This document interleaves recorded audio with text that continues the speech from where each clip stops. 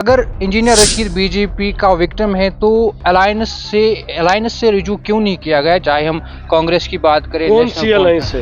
ये धोखा देते हैं। कौन सी अलायंस है? हमारे त्राल में इधर से अलायंस है, उधर से एनसी का कैंडिडेट लड़ रहा है। 4 के 4 जो भी एनसी की इकाई है वो प्रॉक्सी कैंडिडेट के साथ खड़ी है। इन्होंने निकाला क्यों नहीं? एक अहम सवाल, अवामी इत्तेहाद पार्टी की अगर हम बात करें तो कैंडिडेट्स मैदान में हैं। वहीं पर हम अपोजिट पॉलिटिकल पार्टीज की बात करें, चाहे नेशनल कॉन्फ्रेंस और पीपल्स कॉन्फ्रेंस, उनका दावा है, वो यह कहते हैं कि इंजीनियर रशीद बीजेपी की शह पर काम कर रहे, उसको इसीलिए तिहाड़ जेल से छोड़ा गया। इस पर क्या? ये पैरोल पे आए, जब अरविंद केजरीवाल आया तब इन्होंने वेलकम किया, वो भी तो पैरोल पे आया। लेकिन जब कश्मीरी आया उसके खिलाफ बोल रहे। ये तो कर चुके हैं। ये कहते हैं इंजीनियर रशीद करेगा, वो देखा जाएगा। वो अवाम अहम सवाल कि अगर अवामी इत्तेहाद पार्टी जितनी भी सीटें जीतती हैं तो कहाँ की ओर रुख रहेगा? मैं आपको कहता हूं कि अगर अवामी इत्तेहाद पार्टी अपने मंशूर से डल गई तो डॉक्टर शंटी सिंह एमएलए हुआ। मैं वाहिद ऐसा आदमी हूं जो त्राल के मैंडेट को धोखा नहीं देगा। बीजेपी के साथ डॉक्टर शंटी सिंह कभी अलायंस नहीं करेगा। अस्सलाम वालेकुम नाजरीन, तामिल इरशाद के मल्टीमीडिया खेदबात में आपका खैर मकदम है। चूँकि आज फेज़ फर्स्ट के तहत जम्मू कश्मीर में वोटिंग हो रही है और इस वक्त हम मौजूद हैं जनूबी कश्मीर के त्राल इलाके में, और हमारे साथ इस वक्त यहाँ से जो एआईपी कैंडिडेट हैं डॉक्टर हरबख्श सिंह जी, उनसे बात करेंगे और थोड़ा सा जानना चाहेंगे। डॉक्टर साहब, बहुत बहुत शुक्रिया, आपने वक्त दिया। और सबसे पहला सवाल कि अभी अगर हम इस इलाके की बात करें तो वोटर्स का कैसा रुझान है? देखो, जो टर्नआउट होना चाहिए था, टर्नओवर वैसा हुआ नहीं। क्योंकि अगर वो जो रिवायती वोटर था वो नहीं निकला, लेकिन जो यूथ है वो निकला।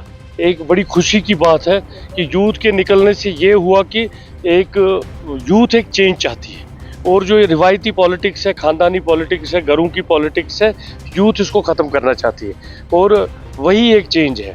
आई होप कि यूथ ने एक फैसला जो किया होगा, समझदार फैसला किया होगा और रिवायती पॉलिटिक्स से हट के फैसला किया होगा, मुझे उम्मीद है। और कोशिश करेंगे कि अगर अल्लाह ताला ने चाहा तो इज़्ज़त बख्शी अल्लाह ताला ने, जो यूथ की एक्सपेक्टेशन है, त्राल के लोगों की एक्सपेक्टेशन है, उस पर खरा उतरे। क्योंकि यहाँ जो मिस्ट्रस है, जो भी लीडर बना, जो भी हुकूमतें आई, जो भी सियासतदान आए, उन्होंने फिर लोगों को मुड़ के नहीं देखा।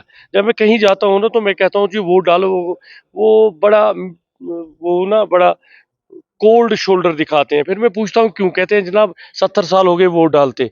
फिर मैं कहता हूँ 70 साल तो आपने लोगों को देखो, आप 5 साल देख लो, हमें देख लो, क्योंकि हम नए हैं। कम से कम मेरे को 70 साल का आप हिसाब नहीं ले सकते, या इंजीनियर रशीद साहब उसके 70 साल का हिसाब नहीं ले सकते।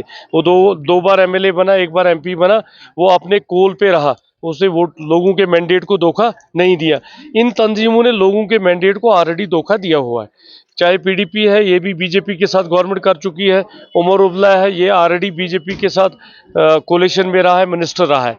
इसलिए अभी तक हमारे पास अगर कैरेक्टर है तो वो इंजीनियर रशीद का है। अभी तक तो उसने लोगों के मैंडेट को, वो मेंबर पार्लियामेंट बना, उसके पास मौका था, जेल से भी छूट जाता, कैबिनेट मिनिस्टर बन जाता, लेकिन वो जेल में। इन लोगों के खाने पे 4.5 करोड़ रुपया खर्च हुआ संतूर में। और जो जेलों में हमारे लड़के बैठे हैं उनको 24 घंटे में 2 रोटियां दी जाती हैं। पहले ये कौम को बताएंगे वो 4.5 करोड़ रुपया जो हमारा था, जो मेरा था, जो इनका था, लोगों का था, उसका हिसाब देना, जेब से देना वो पैसा। अगर इस संतूर में बैठे उन्होंने 4.5 करोड़ रुपया खाना खाया, वो दे दें, वो मेरे टैक्स का पैसा है, वो इनके टैक्स का। इसलिए ये जो यूथ है ये तंग आया हुआ है रोज की इससे कि आप ये करेंगे, आपका ये पुल बनाएंगे, आपका ये बनाए। अब यूथ कहता है कि हम एक चेंज लाएंगे, हमें एक सिस्टम चाहिए। अनएम्प्लॉयमेंट है, पकड़ दकड़ है, जेलों में हमारे बच्चे हैं। सबसे पहला है कि त्राल में वो कोई गांव नहीं है जिसका बच्चा जेल में नहीं है, जो बाहर के जेलों में नहीं है, जिनको सुनवाई नहीं है। वो सबसे बड़ा इशू है।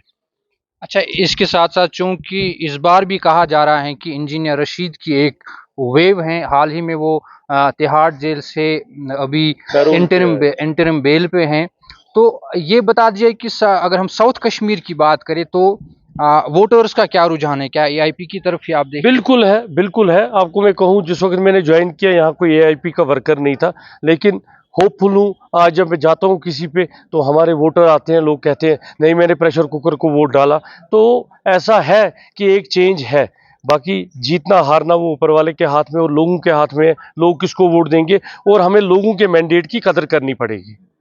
आपने एक चीज यहाँ पर कही कि खानदानी सियासत। हाँ, अवामी इत्तेहाद पार्टी की बात करें तो लंगेट कॉन्स्टिट्यूंसी से इंजीनियर रशीद मैं साहब बताता के हूँ भाईजान इलेक्शन मैं में हैं, बताता तो हूँ उस चीज का भाई खानदान नहीं होता है। खानदान बेटा होता है, बाप होता है, भाई कभी खानदान नहीं होता है। भाइयों के हिस्से होते हैं, एक भाई दूसरे भाई की बात नहीं। अगर मेरा एक यहाँ कई लोग मैं आपको दिखाऊंगा, एक फैमिली के 4 लोग 4 पार्टियों में हैं भाई। और दूसरी बात है, रिवायती पॉलिटिक्स मीन्स कि आपने जदी वरासती समझना है कि मेरा है। जब ये फैसला करते हैं, एक होता है कि लोगों ने फैसला करना है, एक होता है आप फैसला करके लोगों पे थोपते हो। इन्होंने आज तक 70 साल लोगों पे थोपा है, अल्टरनेट नहीं था। मैं त्राल की बात करूं, अली मोहम्मद न्यायक, मोहम्मद सुभान भट्ट, 2 ही घर थे, पूरी जिंदगी लड़ते रहे, लोगों को लड़ाते रहे। जिस वक्त लगा कि अपनी कुर्सी खिसक रही है, अली मोहम्मद न्यायक ने सुभान भट्ट के घर के साथ माहदा कर लिया और वो एमपी बन गया। आज उसके बेटे को लगा मुझे अपॉर्चुनिटी आ गई, वो अलग हो गया। वो कहीं मुलाजिम था, रिटायर था, उसका देखो, अगर एक पॉलिटिकल एक्टिविस्ट का बेटा पॉलिटिकल एक्टिविस्ट बनता है ना, काम करता है, तो उसमें कोई गलत नहीं है। लेकिन ये पूरी जिंदगी इनको अपने घर बनाते हैं, इनको नौकरियां करवाते हैं, उसके बाद जब जरूरत पड़ती है खुद बूढ़े हो जाते हैं, इनको कहते हैं गद्दी पकड़ो। अगर अगर ये सियासत में आ जाता है इनका बच्चा कोई, वो बचपन से सियासत करता है तो कोई प्रॉब्लम नहीं है। लेकिन ये इनकी गदियां बना के रखते हैं। और जब आज इन खानदानों को पता चला अब हम दोनों से निकल गया, तो आज फिर अलग हो गए। और ये त्राल टाउन की सियासत, हर त्राल बोनत्राल की सियासत पिछले 40 साल की, 50 साल की है। 92,000 गांव के वोट हैं, लेकिन गांव वालों को, गांव के आम, चाहे वो फार्मर है, चाहे वो सिख है, वो गुजर है, कोई भी है, इन्होंने आज तक नहीं बनने दिया। आज तक अल्टरनेट ही नहीं बना, ये राज करते रहे। और आपने हालत देखी क्या है हमारी, हर तरह से अवंतीपुरा से ऊपर कोई डेवलपमेंट नहीं हुई है। रोड बने हैं, इस बार बने हैं 5 साल में। मैं डीडीसी हूँ, इन 5 सालों में रोडों का नेटवर्क बना है। कोई यूनिवर्सिटी यहाँ नहीं बड़ी, कोई टेक्निकल इंस्टीट्यूट नहीं बना। यहाँ से एक रोड है वाबशाह वाला, रजाक शाह वाला, कितने सालों से हर इलेक्शन में उस पे ये वोटें लेते हैं कि रजाक शाह का एक वो जो हमारे डेली वेजर्स हैं उनके नाम पे वोट 70 साल से ले रहे थे, वो रिटायर भी हो गए, उनको आज तक कंफर्म किसी ने नहीं किया। अगर हम गवर्नमेंट में थे, हम उनको कंफर्म नहीं कर सके, तो अगली बार क्या धोखा देंगे कि अगली बार अब करेंगे। सो यूथ जो चाहता है प्रैक्टिकलिटी चाहता है। अगर 5 साल के बाद कल हम भी फेल हो जाएंगे, इंजीनियर रशीद साहब फेल हो जाएगा, तो जो लोग रिजेक्ट कर देंगे। हम कहते हैं कि आप मौका दे दो 5 साल का, आपने इनको मौका दिया, एक बार आजमा लो। हम जब किसी दुकान पे चीज लेने जाते हैं, वो गलत निकलती है, हम दूसरी दुकान चूज करते हैं, तब तक करते रहते हैं जब तक हमें एक अच्छा सौदा नहीं मिलता। आज एक त्राल के लोगों को एक अल्टरनेट मिला है, इंजीनियर रशीद साहब है, लोगों ने वेलकम भी किया। तो देखते हैं 5 साल आजमा के।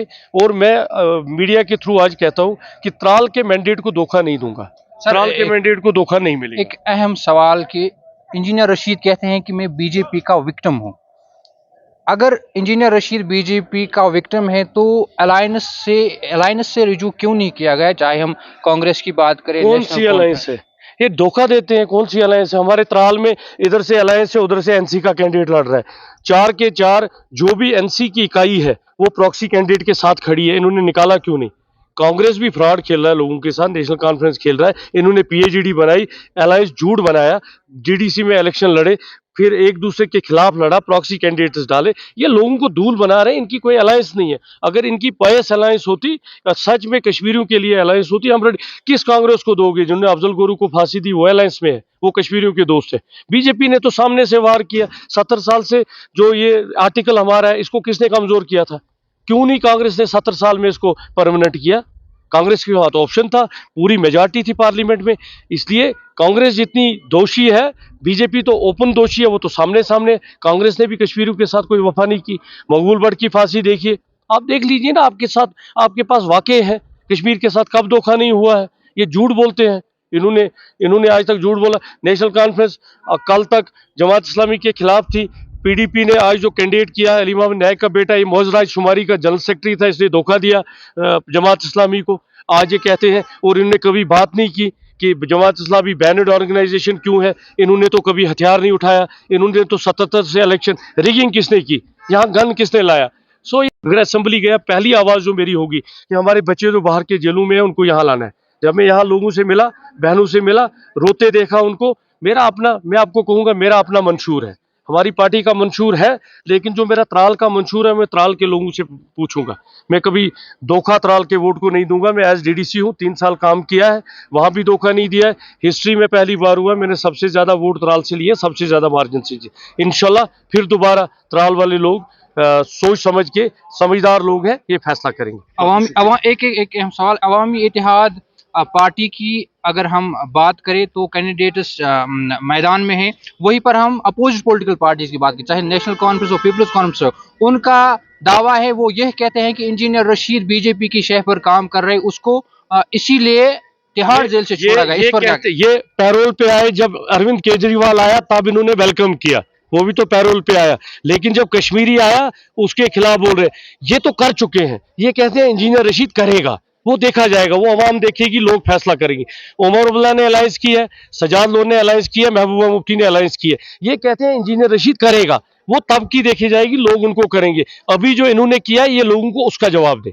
आखिरी अहम सवाल कि अगर अवामी इत्तेहाद पार्टी जितनी भी सीटें जीतती हैं तो कहाँ की ओर रुख रहेगा? कि मैं आपको कहता हूं कि अगर अवामी इत्तेहाद पार्टी अपने मंशूर से डल गई तो डॉक्टर शंटी सिंह एमएलए हुआ। मैं वाहिद ऐसा आदमी हूं जो त्राल के मैंडेट को धोखा नहीं देगा। बीजेपी के साथ डॉक्टर शंटी सिंह कभी अलायंस नहीं करेगा। चलो, बहुत बहुत शुक्रिया। ये थे डॉक्टर हरबख्श सिंह जो कि त्राल से असेंबली इलेक्शन लड़ रहे हैं, अवामी इत्तेहाद पार्टी के कैंडिडेट है यहाँ से। और इस बार कहा जा रहा है कि इंजीनियर रशीद की वेव है, तो वो आगे जो है 8 अक्टूबर को पता चलेगा। मजीद खबरों और अपडेट्स के लिए आप हमारे साथ बने रहिए और देखते रहिए तामिल इरशाद मल्टीमीडिया।